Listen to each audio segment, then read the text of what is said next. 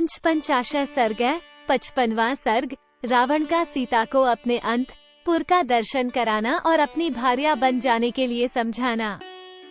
इस प्रकार 8 महाबली भयंकर राक्षसों को जनस्थान में जाने की आज्ञा दे रावण ने विपरीत बुद्धि के कारण अपने को कृतकृत्य माना। 1. वह विदेह कुमारी सीता का स्मरण करके काम बाणों से अत्यंत पीड़ित हो रहा था, अतः उन्हें देखने के लिए उसने बड़ी उतावली के साथ अपने रमणीय अंतपुर में प्रवेश किया। 2. उस भवन में प्रवेश करके राक्षसों के राजा रावण ने देखा कि सीता राक्षसियों के बीच में बैठकर दुख में डूबी हुई हैं। उनके मुख पर आंसुओं की धारा बह रही है और वे शोक के दुस्सह भार से अत्यंत पीड़ित एवं दीन हो वायु के वेग से आक्रांत हो समुद्र में डूबती हुई नौका के समान जान पड़ती हैं। मृगों के युद्ध से बिछुड़कर कुत्तों से घिरी हुई अकेली हरिणी के समान दिखाई देती हैं। 3, 4, 1/2 शोकवश दीन और विवश हो नीचे मुंह किए बैठी हुई सीता के पास पहुंचकर राक्षसों के राजा निशाचर रावण ने उन्हें जबरदस्ती अपने देवगृह के समान सुंदर भवन का दर्शन कराया। 5, 6 वो ऊंचे ऊंचे महलों और 7 मंजिले मकानों से भरा हुआ था। उसमें सहस्रों स्त्रियां निवास करती थीं।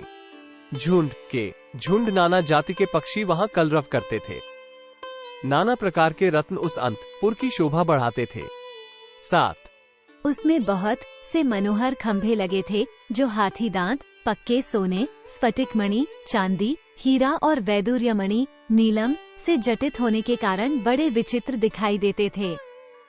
8 उस महल में दिव्य दुंदुभियों का मधुर घोष होता रहता था।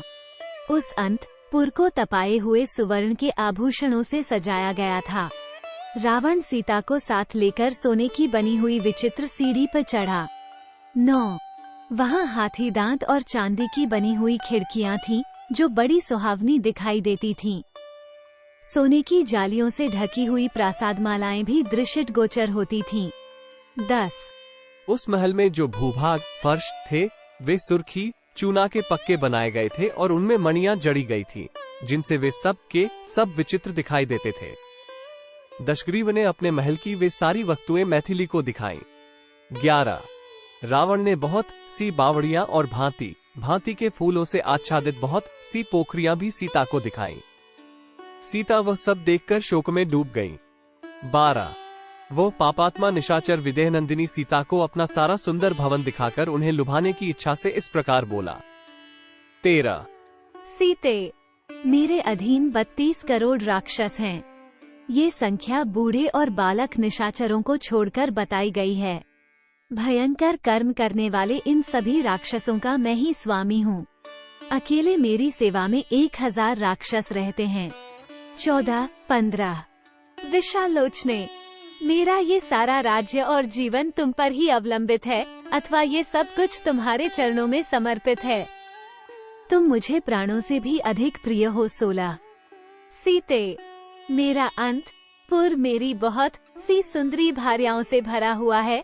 तुम उन सबकी स्वामिनी बनो प्रिय, मेरी भार्या बन जाओ। 17 मेरे इस हितकर वचन को मान लो, इसे पसंद करो। इससे विपरीत विचार को मन में लाने से तुम्हें क्या लाभ होगा? मुझे अंगीकार करो, मैं पीड़ित हूँ, मुझ पर कृपा करो। 18 समुद्र से घिरी हुई इस लंका के राज्य का विस्तार 100 योजन है। इंद्र सहित संपूर्ण देवता और असुर मिलकर भी इसे ध्वस्त नहीं कर सकते। 19 देवताओं, यक्षों, गंधर्वों तथा ऋषियों में भी मैं किसी को ऐसा नहीं देखता जो पराक्रम में मेरी समानता कर सके। 20 राम तो राज्य से भ्रष्ट, दीन, तपस्वी, पैदल चलने वाले और मनुष्य होने के कारण अल्प तेज वाले हैं। उन्हें लेकर क्या करोगी? 21 सीते, मुझको ही अपनाओ, मैं तुम्हारे योग्य पति हूँ।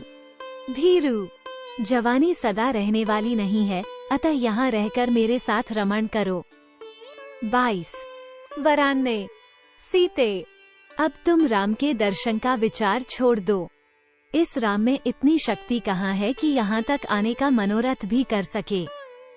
23 आकाश में महान वेग से बहने वाली वायु को रस्सियों में नहीं बांधा जा सकता अथवा प्रज्वलित अग्नि की निर्मल ज्वालाओं को हाथों से नहीं पकड़ा जा सकता। 24 शोभने, मैं तीनों लोकों में किसी ऐसे वीर को नहीं देखता जो मेरी भुजाओं से सुरक्षित तुमको पराक्रम करके यहाँ से ले जा सके। 25 लंका के इस विशाल राज्य का तुम ही पालन करो। मुझ जैसे राक्षस, देवता तथा संपूर्ण चराचर विश्व तुम्हारे सेवक बनकर रहेंगे। 26 स्नान के जल से आर्द्र अथवा लंका के राज्य पर अपना अभिषेक कराकर उसके जल से आर्द्र होकर संतुष्ट हो तुम अपने आपको क्रीड़ा विनोद में लगाओ।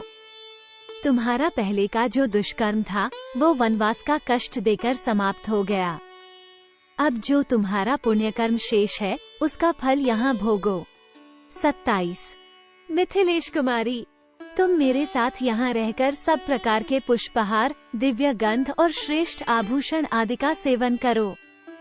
28 1/2 सुंदर कटि प्रदेश वाली सुंदरी, वह सूर्य के समान प्रकाशित होने वाला पुष्पक विमान मेरे भाई कुबेर का था। उसे मैंने बलपूर्वक जीता है। यह अत्यंत रमणीय, विशाल तथा मन के समान वेग से चलने वाला है। सीते, तुम उसके ऊपर मेरे साथ बैठकर सुखपूर्वक विहार करो। 29 30 1/2 वरारोहे सुमुखी, तुम्हारा ये कमल के समान सुंदर, निर्मल और मनोहर दिखाई देने वाला मुख शोक से पीड़ित होने के कारण शोभा नहीं पा रहा है। 31 1/2 जब रावण ऐसी बातें कहने लगा तब परम सुंदरी सीता देवी चंद्रमा के समान मनोहर अपने मुख को आंचल से ढककर धीरे धीरे आंसू बहाने लगी। 32 1/2 सीता शोक से अस्वस्थ सी हो रही थी। चिंता से उनकी कांति नष्ट सी हो गई थी और वे भगवान राम का ध्यान करने लगी थी। उस अवस्था में उनसे वह वीर निशाचर रावण इस प्रकार बोला। 33 1/2 विदेह नंदिनी, अपने पति के त्याग और परपुरुष के अंगीकार से जो धर्मलोप की आशंका होती है उसके कारण तुम्हें यहाँ लज्जा नहीं होनी चाहिए। इस तरह की लाज व्यर्थ है। देवी, तुम्हारे साथ जो मेरा स्नेह संबंध होगा यह आर्ष धर्मशास्त्रों द्वारा समर्थित है। 34 1/2 तारांकन, ऐसा कहकर रावण देवी सीता को धोखा देना चाहता है। वास्तव में ऐसे पापपूर्ण कृत्यों का समर्थन धर्मशास्त्रों में कहीं नहीं है। कुमारी कन्या का बलपूर्वक अपहरण शास्त्रों में राक्षस विवाह कहा गया है, किंतु वह भी निंद्य ही माना गया है। यहाँ तो वह भी नहीं है। विवाहिता सती साध्वी का अपहरण घोर पाप माना गया है। इसी पाप से सोने की लंका मिट्टी में मिल गई और रावण दल, बल, कुल, परिवार सहित नष्ट हो गया। तुम्हारे इन कोमल एवं चिकने चरणों पर मैं अपने ये 10 मस्तक रख रहा हूँ। अब शीघ्र मुझ पर कृपा करो। मैं सदा तुम्हारे अधीन रहने वाला दास हूँ। 35 1/2 मैंने कामाग्नि से संतप्त होकर ये बातें कही हैं। ये शून्य निष्फल न हो ऐसी कृपा करो, क्योंकि रावण किसी स्त्री को सिर झुकाकर प्रणाम नहीं करता, केवल तुम्हारे सामने इसका मस्तक झुका है।